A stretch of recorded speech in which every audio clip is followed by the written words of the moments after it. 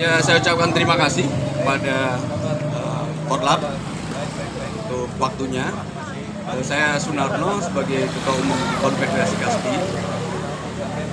Ya, saya hadir di Komnas HAM hari ini yang ingin menunjukkan bahwa kami dari kaum buruh selalu mendukung agenda perjuangan dari kawan-kawan organisasi-organisasi gerakan rakyat, termasuk salah satunya adalah kawan-kawan Kontras. Hari ini 7 September, kita memperingati hari gugurnya Cak Munir. 7 September 2004, pada waktu itu meninggal dunia di ketinggian 4.000 kaki, atau tepatnya di dalam pesawat yang di bawahnya itu negara Rumania. Pada saat itu Cak Munir mau studi ke Belanda, dan kami yang pada saat itu sedang bersemangat membangun organisasi serikat buruh tentunya sangat kehilangan, tentunya sangat terpuruk.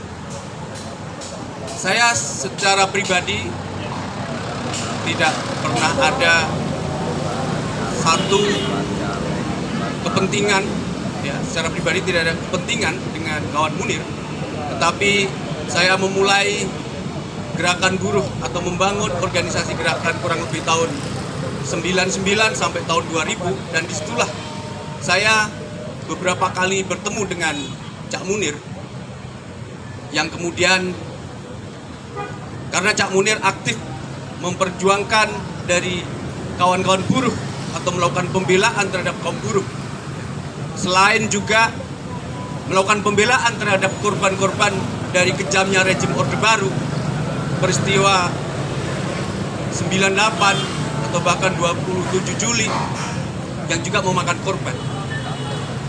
Yang di kemudian hari kami dari Serikat Buruh, khususnya waktu itu karena ada Undang-Undang 21 tahun 2000, kami juga akhirnya membangun Serikat Buruh, berupaya untuk membangun Serikat Buruh, tapi rupanya pembentukan serikat-serikat buruh itu juga tidak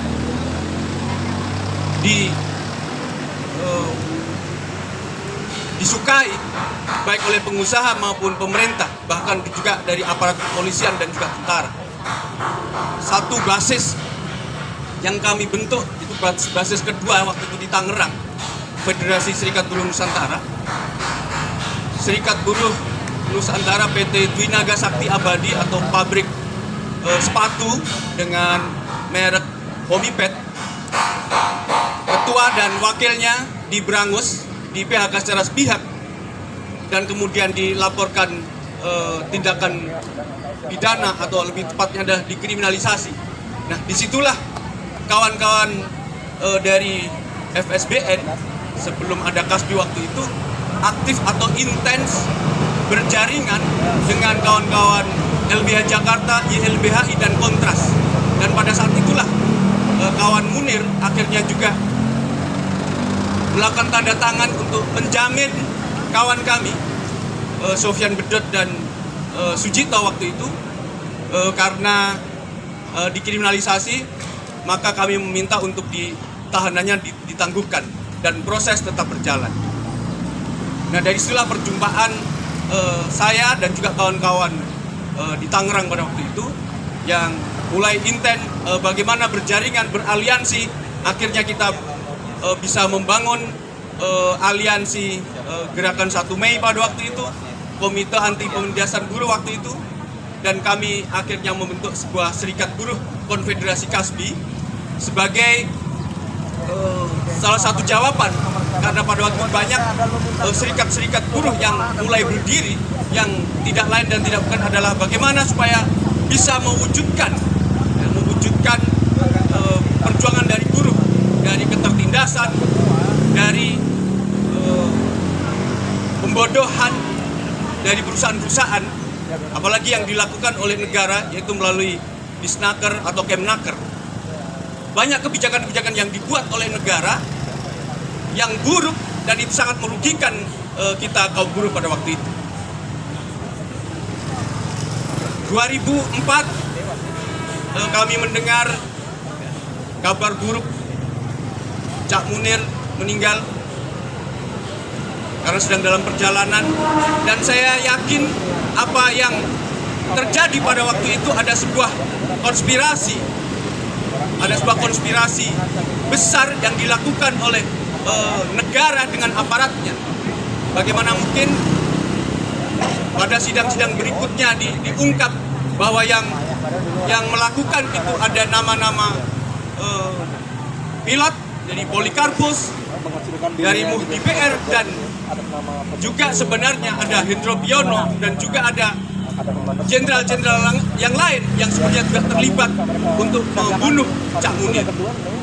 Di persidangan-persidangan selanjutnya tidak pernah terungkap siapa otak di balik pembunuhan dari Cak Munir. Dan disitulah kenapa hari ini kita ingin meminta kepada Komnas HAM, yang seharusnya mereka bisa melakukan kerja-kerja terkait dengan penegakan hak asasi manusia. Ada banyak tindakan kekerasan, kriminalisasi yang dilakukan oleh instansi negara, tapi sulit untuk diungkap. Termasuk kasus besar sebenarnya, kasus pembunuhan Munir ini. Kenapa Munir dibunuh? Tadi kawan-kawan juga sudah menjelaskan bagaimana Munir dengan semangatnya, dengan cita-cita perjuangannya, mereka melakukan pembelaan terhadap korban-korban penculikan, kekerasan dari pihak aparat dan negara yang selalu pada waktu itu hadir untuk melindungi atau melakukan pembelaan, tapi justru Munirnya dibunuh. Dan bagi kami ini sangat sederhana. Komnas HAM bisa mengkategorikan bahwa di sana terjadi pelanggaran berat tentang hak asasi manusia. Karena Munir sedang memperjuangkan atau melakukan pembelaan terhadap korban-korban yang lain yang mengalami kekerasan, penculikan atau pembunuhan. Tapi justru Munirnya sendirilah yang harus dibunuh.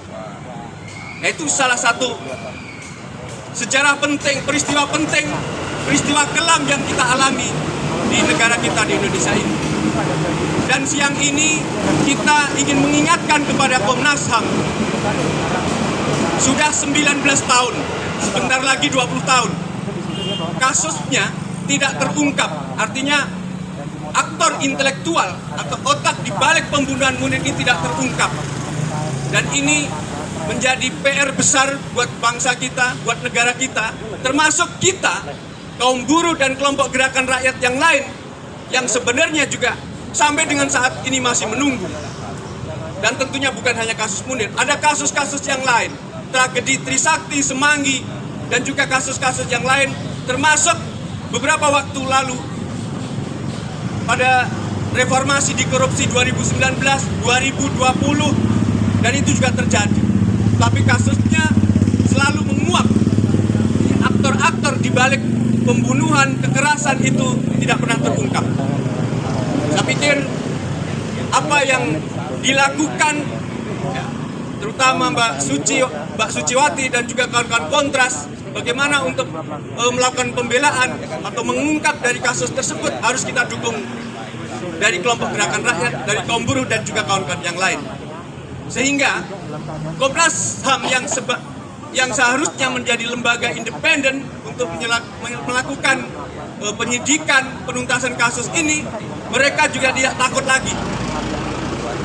Kalau sampai kemudian Komnas HAM memiliki komitmen itu, tapi kemudian dari pihak-pihak lain justru menyerang atau menghalang-halangi dari Komnas HAM, justru itulah dari kita, dari kelompok gerakan rakyat, justru yang harus melakukan pembelaan, harus melakukan dukungan kepada Komnas HAM.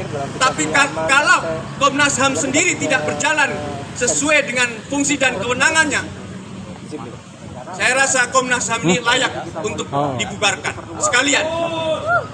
Mungkin itu yang dapat kami sampaikan. Inilah suara kami dari kelompok gerakan buruh dan gerakan rakyat yang lain. Terima kasih. Saya akhiri. Wassalamualaikum warahmatullahi wabarakatuh. Waalaikumsalam. Hidup rakyat! Hidup! Hidup rakyat! Persatuan Buruh tani mahasiswa pelajar. buruh tani mahasiswa pelajar. Persatuan. Terima kasih.